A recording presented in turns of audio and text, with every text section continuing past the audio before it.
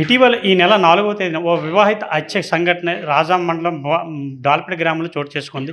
ఈ కేసును అతి తక్కువ టైంలో పోలీసులు ఛేదించారు. అసలు ఈ హత్యకు గల కారణాలేంటి? హత్య చేసింది ఎవరనేదే పాటు మనతో పాటు డీఎస్పీ రాఘవ గారు ఉన్నారు. ఆయన మాటలు ఒకసారి విందాం. సార్ చెప్పండి, ఈ హత్య కేసు అనేది వేగంగా ఛేదించారు.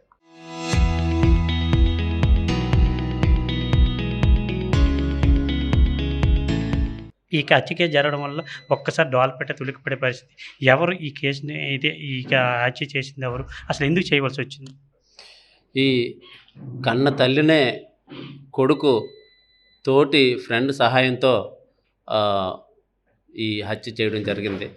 అయితే కేసు పూర్వపరాలు లోతుల్లోకి వెళ్ళిన తర్వాత మేము కూడా నమ్మలేదు. కొడుకేంటి తల్లిని చంపేయడం ఏంటి, ఇది అక్కడే జరిగే విషయం కాదని చెప్పి పదే మాకు మేము ప్రశ్నించుకున్నాం, వాళ్ళని ప్రశ్నించాం. అన్ని విషయాలు క్రోడీకరించిన తర్వాత కన్ఫర్మ్ చేసుకున్న తర్వాతే మేము నిర్ధారించుకున్నాం. కన్న కొడుకు ఫ్రెండ్ సహాయంతో తల్లిని చంపేశాడు. అసలు కన్న తల్లిని చంపవలసిన ఆ పరిస్థితి ఎందుకు వచ్చింది ఆ అబ్బాయికి? అంటే నా ఇదేంటంటే దర్యాప్తులోను ఆ ఇంట్లో ఉన్న పరిస్థితులు ఆ విధంగా దోహదం చేసే, ముఖ్యంగా ఈ యానిమేషన్ మూవీస్ ఉన్నాయి, జపాన్ యూట్స్ అని, నరుహిటో అని ఇంకా చాలా ఉన్నాయి. వాటి ప్రభావం కూడా వాళ్ళ మీద ఉందని నేను అనుకుంటున్నాను. అసలు దీనికి సహకరించింది ఇంకెవరైనా ఉన్నారా ఈ ఇంటని? ఇందులో సహకరించడమే లేదు. ఆ కొడుకు ఫ్రెండు వేరే అబ్బాయి, అతను కూడా ఇంటర్మీడియట్ చదువుతున్న చిన్న కుర్రోడే. వాళ్ళిద్దరూ కలిసి ముందుగా ప్లాన్ చేసుకొని ఆ విధంగా చేశారు. ఇది ముందు ప్లాన్ ప్రకారం జరిగిందా, అప్పటికప్పుడు అనుకున్నది అంటారు? ఇది పక్కా ప్లాన్ ప్రకారమే జరిగింది. అప్పటికప్పుడు ఆ క్షణంలో జరిగింది కాదు. పక్కా ప్రణాళిక వేసుకొని ప్రణాళికబద్ధంగానే ఇది జరిగింది. అసలు ఆ రోజు మీకు ఏమని ఫిర్యాదు ఇచ్చారు సార్? మిస్సింగ్ అని ఫిర్యాదు ఇచ్చారా, మర్డర్ అని ఫిర్యాదు ఇచ్చారా, ఏమని? అయితే ఇంట్లోకి వచ్చినప్పుడు తల్లి ఫిర్యాదు ఇచ్చింది. మృతురాల పేరు ముంజేటి స్పందన. వాళ్ళ తల్లి అక్కడే డాల్పేటలోనే ఉంటుంది. ఆ విషయం తెలిసి వచ్చి అక్కడ ఆ కూతురు ఇంజురీస్తో పడిపోయి ఉంది. ఎవరో చంపేసి ఉంటారనే అనుమానంతోనే రిపోర్ట్ ఇచ్చింది.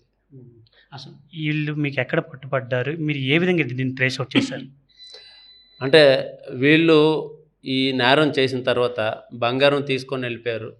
అదేవిధంగా ఆ క్యాష్ కూడా తీసుకొని వెళ్ళి వాళ్ళు అనుకున్న ప్లాన్ ప్రకారం ఈ పోలీసులు వాళ్ళ గురించి సెర్చ్ చేస్తే, అందులో ఇంటర్మీడియట్ కుర్రోడు ఎస్పెషల్లీ సెర్చ్ చేస్తున్న విషయాలు మాఫియా వాళ్ళకి కనుక, ముంబై మాఫియా వాళ్ళకి చూపిస్తే వాళ్ళు మాఫియాలో జాయిన్ చేసుకుంటారు. ఎలాగైనా మాఫియా డాన్ అవ్వాలని చెప్పేసి వీళ్ళు రకరకాలుగా తిరిగారు. ఆ తిరగడం క్రమంలో వాళ్ళు ఆ ఫోన్లో ఉన్న సిమ్ కార్డులు తీసి ఓన్లీ ఇన్స్టాగ్రామ్ ద్వారా మాత్రమే ఆ ఫ్రెండ్స్తో అప్పుడప్పుడు మెసేజ్లు పంపించేవారు. వాటి ఆధారంగా మేము టెక్నికల్ టీము, అదేవిధంగా పలాస పోలీసులు, విశాఖపట్నంలో పోలీసులు, తిరుపతిలో ఉన్న పోలీసులు, ఎస్పెషల్లీ నేరం జరిగిన వెంటనే మేము రకరకాల గాలింపు బృందాలు వేసాం. 5 బృందాలు వేసాం, సిఐలు ఎస్ఐలతోనే. వీళ్ళందరూ సహకారంతోనే వీళ్ళు పట్టుకోగలం. సాధారణంగా అక్కడున్న ప్రజలైతే మాత్రం ముందు రేప్ చేస్తే చంపేశారని చెప్పేసి ఊహాగానాలు అనుకుంటున్నారు. దీనిపై మీరేమంటారు? అవన్నీ తప్పుడు ఊహాగానాలండి. అటువంటిది ఏం జరగలేదు. డాక్టర్ గారు కూడా ఆ విధంగా సర్టిఫికేట్ ఇచ్చారు, ఏం జరగలేదని. ఏ విధంగా వాళ్ళిద్దరైతే ఆవిడని హత్య చేయడానికి ప్రయత్నం చేశారని? వాళ్ళు వేసుకున్న ప్రణాళిక ప్రకారం కొడుకు తల్లిని ఫోన్ చేసి రమ్మని చెప్పి పిలిచాడు. మధ్యాహ్నం భోజనం పెట్టాలి కదా, భోజనం వండవా అని చెప్పి పిలిస్తే తల్లి వచ్చింది.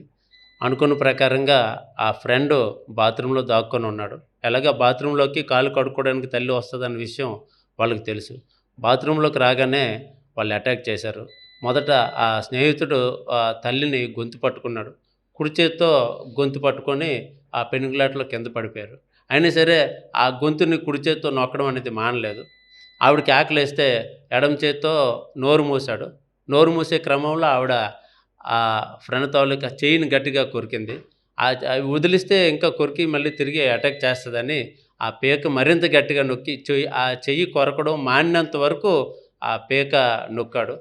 దీంట్లో ఆవిడ చనిపోయిన తర్వాత వాళ్ళ మీదకి రాకుండా ఏదో దండుపాళ్యం బ్యాచ్ ఏదో వేరే వాళ్ళు చేశారనే చేయాలనే ఉద్దేశంతో ఆవిడ కొసప్రాణంతో ఉంటే 2 కత్తులు తీసుకొని ఆవిడ విచక్షణారహితంగా పొడిచి ఆ శవాన్ని చీరలో చుట్టి ఆ ఇంటి వెనకనే ఆనుకుని ఉన్న చెరువు దగ్గర పడేశారు వాళ్ళు. ఈ హత్యకు ఏవి వాడారంటారండి? 2 కత్తులు వాడారండి. 2 కత్తులు వాడారు. ఆ 2 కత్తులను కూడా మేము సీజ్ చేయడం జరిగింది. అసలు ప్రధానంగా కారణం ఏంటంటే తల్లినే కర్కశంగా చంపవలసిన పని వచ్చింది ఆ కొడుక్కి. చెప్పాను, ముందుగానే చెప్పాను. ఆ ఇంట్లో ఉన్న పరిస్థితులు, తీవ్రమైన ఆంక్షలు, ప్రేమించిన అమ్మాయిని యాక్సెప్ట్ చేయట్లేదని. అలాగని ఈ ఆ ప్రేమ అనేది టూ వే ప్రేమ కాదు. ఈయనకినే ఊహించుకున్నాడు. అది ఆ విషయం ఆ లెటర్‌లో ఉన్న రాడియో విషయం తల్లికి తెలిసిపోయి ఆయన్ని మరింత క్రమశిక్షణలో పెట్టాలనుకున్న క్రమంలో ఈయన అతిగా ఊహించుకొని తల్లి మీద కోపం పెంచుకున్నాడు.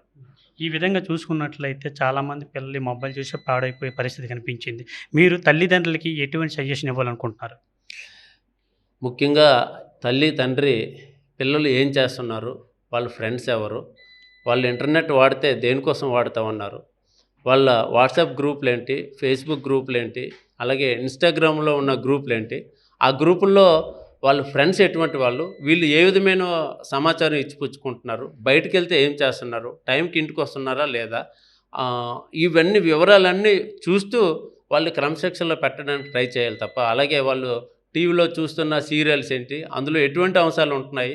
ఇప్పుడు చాలామంది పిల్లలు ఫైటింగ్‌లు, కాల్చుకోవడం, పొడుచుకోవటం ఇవంటే వాళ్ళు ఆనందపడుతుంటే తల్లిదండ్రులు వాటిని వారించకపోగా ఎంకరేజ్ చేస్తా ఉన్నారు. కాబట్టి ఈ పిల్లల పట్ల తల్లిదండ్రులు చాలా జాగ్రత్తగా ఉండాలి.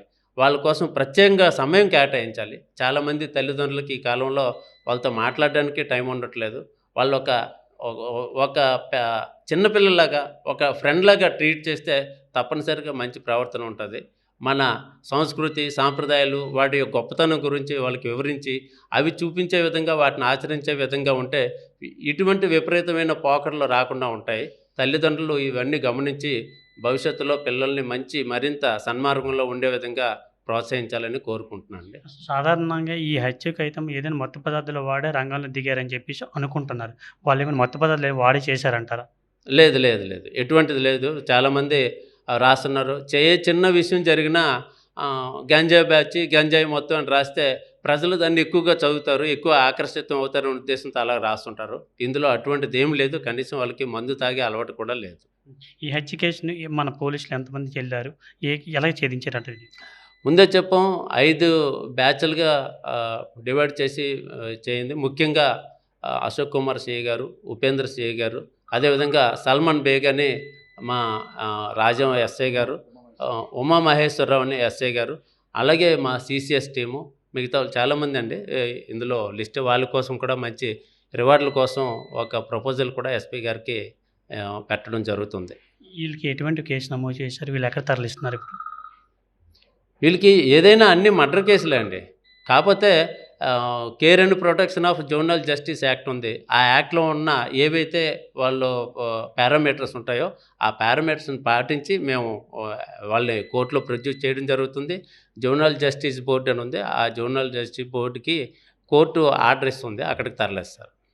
ఇది ఇలా పరిస్థితి చూసుకున్నట్లయితే ఏదైతే డోలపేటలో ఇటీవల 4వ తేదీన ఓ హత్య కేసు అయితే జరిగిందో, ఈ హత్య కేసు విషయాల్లో కన్న కొడుకు కాళ్ళ ఎముడయ్యాడని పోలీసుల మాటలైతే విన్నాం. ఆ కొడుకుతో పాటు ఇంకో ఫ్రెండ్ కూడా తోడయ్యి అయితే మాత్రం తల్లిని కర్కశంగా అయితే మాత్రం కత్తులతో చేత్తో మెడ పట్టుకొని కత్తులతో దాడి చేసే పరిస్థితి అయితే కనిపించింది.